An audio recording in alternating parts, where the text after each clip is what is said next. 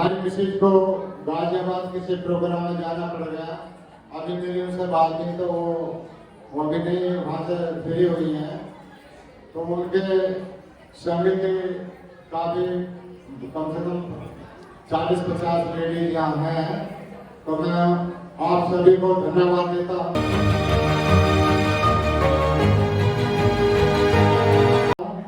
कि आप अपना बहुमूल्य समय निकाल करके इस कार्यक्रम में शामिल हो रहे हैं। साथियों, आज का जो पर्व है ये 3 पर्वों का मिलन है। आज ही के दिन संसार के अंदर ऐसा कोई महापुरुष आज तक पैदा नहीं हुआ जिसके जीवन में ये 3 महत्वपूर्ण ऐसी घटनाएं घटी हों, जिनका जन्म, जिनको ज्ञान और महापरिनिर्वाण, ये तीनों ही घटनाएं वैशाख पूर्णिमा के दिन हुई और उन्होंने अपने ज्ञान से पूरे विश्व को प्रभावित किया। आज पूरे विश्व में उनके ज्ञान की चर्चा है।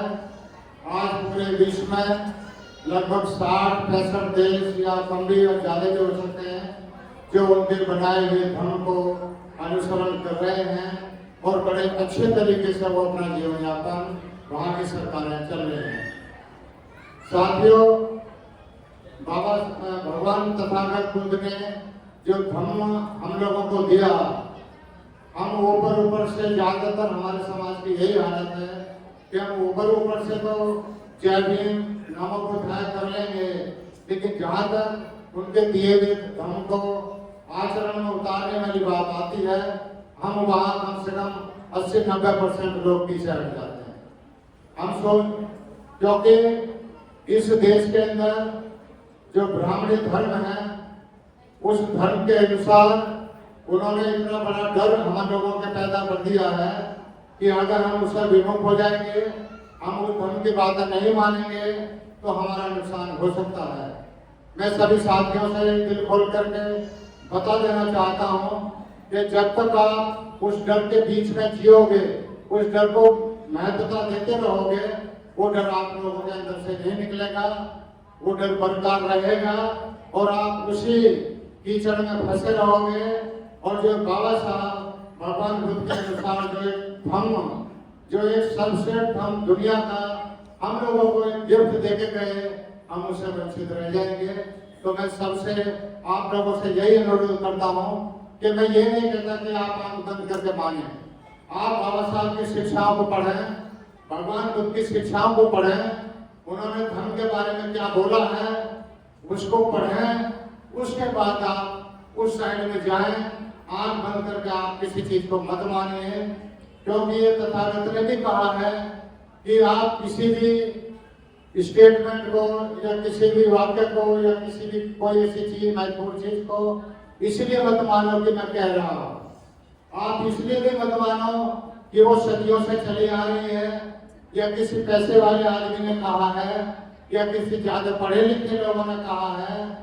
आप उस बात को जब तक मत मानिए जब तक आप उसको अपने आचरण में उतार कर वो अच्छी तरीके से साबित ना हो जाए, उसके अंदर गुण दोषों को आप परखिए।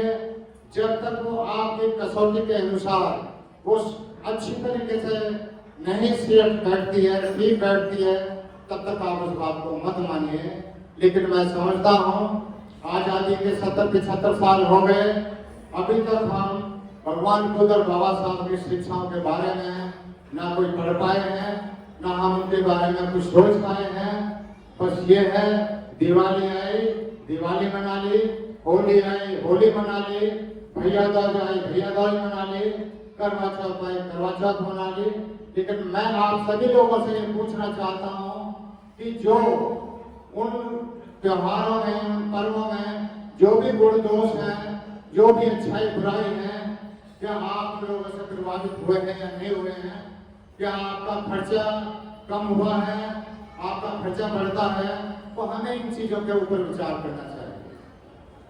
साथियों, भगवान बुद्ध का प्रभाव हमारे देश में काफी लोगों के ऊपर इतना पड़ा। हम लोग आज के डेट में जो पढ़े लिखे लोग हैं, हम पैसे को बचाते हैं, प्रॉपर्टी इकट्ठी करते हैं, हम सोचते हैं कि हमारे बच्चे हमारे बाद में उसका उपयोग करेंगे। अरे वो बच्चों की ड्यूटी है, बच्चों को भी कुछ करने दीजिए, उनको भी कुछ इंडिपेंडेंट होने दीजिए।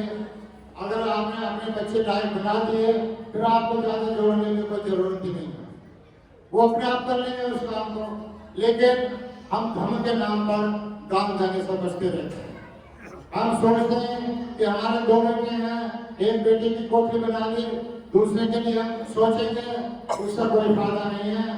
आपने 60 साल तक नौकरी की, नौकरी करने के बाद नौकरी करने के दौरान आप बचाते रहे, कंजूसपना दिखाते रहे, नौकरी के बाद में आपको बल्कि में पैसा मिला, उसके लिए फिर आपने बच्चों के लिए जमीन खरीदी, कोई फायदा नहीं। अरे आपका अपना जीवन है, उसके बारे में भी सोचिए। आपने बाबा साहब का फायदा उठाया, उनके विचारों का फायदा उठाया, उस पैसे में से कम कुछ दान धर्म के लिए जरूर दे दीजिए। तो साथियों,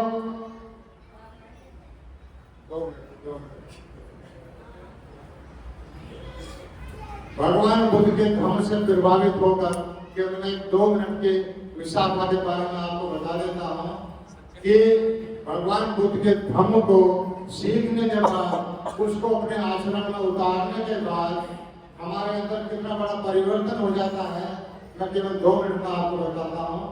एक श्रावस्ती जब भगवान बुद्ध का के अनुसार शासन राजा के अनुसार के बहनों थे, उनका शासन था श्रावस्ती में। तो एक धनंजय नाम के एक सेठ थे वहां पर, उनकी एक बेटी थी विशाखा। सेठ जी ने विशाखा को भगवान बुद्ध के धर्म के अनुसार पूरी तरह से परिपक्व कर दिया। उनके अंदर कोई दोष गुण ऐसा नहीं था, जो दोष कोई ऐसा नहीं था जो एक सामाजिक जीवन में उसको प्रभावित करता। जब विशाखा की शादी हुई तो जिस टाइम विशाखा अपने पिताजी से गले मिलने जैसा शादी हो जाती है, तो मिल रही थी, तो धनंजय सेठ अपनी बेटी से बोला, जो बेटी मैं आपको कुछ बातें बताता हूँ, आप अपने जीवन में अपने ससुराल में उन बातों का विशेष ध्यान रखना और उन्हें अपने आचरण में उतारना। तो उन्होंने विशाखा को बोला, जो आज के परिवेश में बहुत इंपॉर्टेंट चीजें हैं, खास तौर से उन लोगों के लिए, उन माता बहनों के लिए, उन बहन बेटियों के लिए जो इधर की बात उधर और उधर की बात इधर जो करती है, और उससे फिर समाज में, घर में, परिवार में लड़ाई झगड़े होते हैं, तो उनके लिए खास तौर से ये चीजें हैं।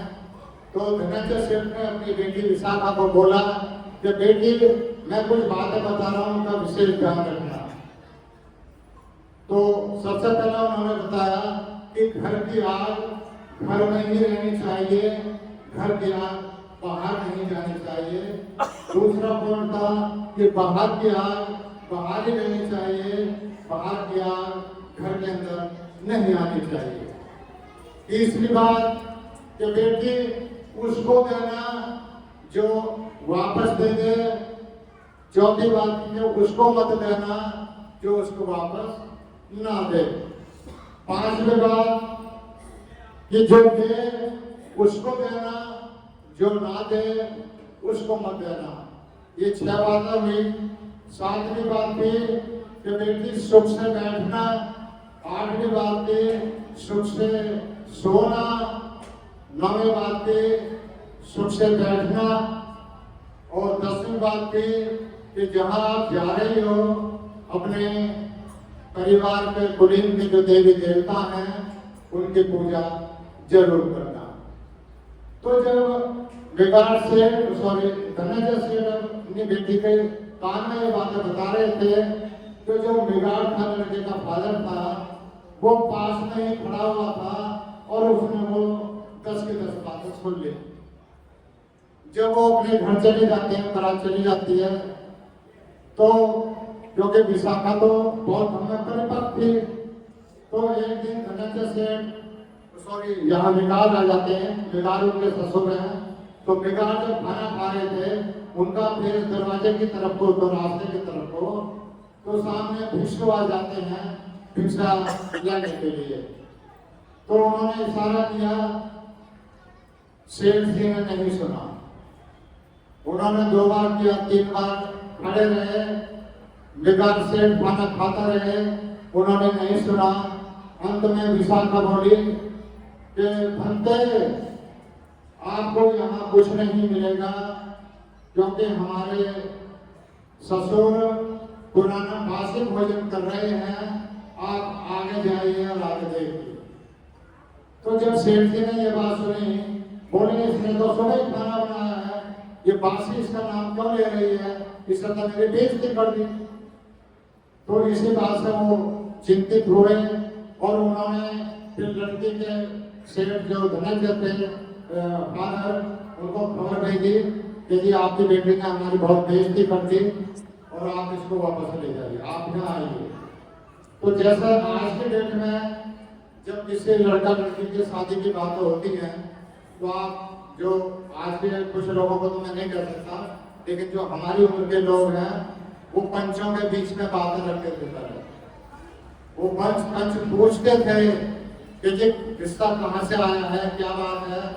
तो इसी तरीके से जब विशाखा की शादी तय हुई थी, तो धनंजय सेठ ने 10 लोगों को इनवाइट किया था और उनको ये पावर दी थी कि जो मेरी लड़की अगर कोई गलती करती है ससुराल में जाकर, तो मैं बाद में जाऊंगा, पहले 10 लोग वहां जाकर के फैसला करेंगे। तो जब सेठ जी के पास इन्विटेशन आया, खबर आई, वो 10 के 10 लोग वहां गए। उन्होंने कहा बेटी क्या बात हो गई, तो अब शॉर्ट में कर रहा हूँ। तो वो 10 बातें उन 10 लोगों को बताएं। फिर उन 10 बातों का विशाखा से मतलब पूछा गया और जब उसने सटीक आंसर दिया, तो वो 10 जो पंच आए थे लड़की वालों की तरफ से, तो उन्होंने बोला सेठ जी इसमें गलत क्या है, हमारी बेटी ने जो आपको जवाब दिया, उसकी बातें बताई, उन्होंने जवाब दिया है, इसमें गलत क्या है, ये तो बिल्कुल सही है। तो उनकी बातों से, विशाखा की बातों से वो बिगाड़ सेठ इतना प्रभावित हुआ, जो उस टाइम का अरबपति आदमी था, बहुत अथाह संपत्ति थी उसके पास। वो इतना प्रभावित हुआ कि उसने अपनी पुत्रवती को ना कर करके उसने ये वायदा किया, कसम खाई उस दिन कि ये आज से मेरी पुत्रवधू नहीं है, ये आज से मेरी माता है। तो उसी दिन से विशाखा का नाम मेगार माता पड़ गया। तो साथियों, मेरा कहने का मतलब यह है कि बुद्ध धर्म में जब हम सीखेंगे, हम उसको अपने आचरण में उतारेंगे, तो मैं गारंटी के साथ कह सकता हूँ कि हमारे अंदर जो बुराइयां हैं वे सारी खत्म हो जाएंगी और आपका आचरण बिल्कुल विशुद्ध हो जाएगा, शुद्ध हो जाएगा। तो इसी के साथ अंत में मैं भगवान बुद्ध की कृपावन इस पर्व पर मैं आप सभी को शुभकामनाएं देता हूँ। आपके जीवन में भगवान बुद्ध का धम्म सुख शांति पैदा करे, आप सब सुखी रहें। इसी के साथ जय भीम, नमो बुद्धाय, जय संविधान। हमारे चैनल लाइक, शेयर, सब्सक्राइब देखना मत भूलिएगा। जय भीम, जय भारत, जय संविधान, नमो बुद्धाय। धन्यवाद। चैनल आर्थिक समस्या से गुजर रहा है। अगर आप बहुजन समाज में बाबा साहेब अम्बेडकर और तथागत बुद्ध की विचारधारा को अधिक से अधिक लोगों तक पहुंचाना चाहते हैं, तो हमें आर्थिक सहयोग प्रदान करें, ताकि हम अपने चैनल के माध्यम से देश विदेश में समता, बंधुता, एकता और संवैधानिक अधिकारों को ज्यादा से ज्यादा लोगों तक पहुंचा सकें। आप अपनी सहायता राशि नीचे लिखे खाते में जमा करा सकते हैं। खाता धारक गौतम रत्ना, खाता संख्या 3169576865 IFSC कोड SBIN 0060336, बैंक भारतीय स्टेट बैंक।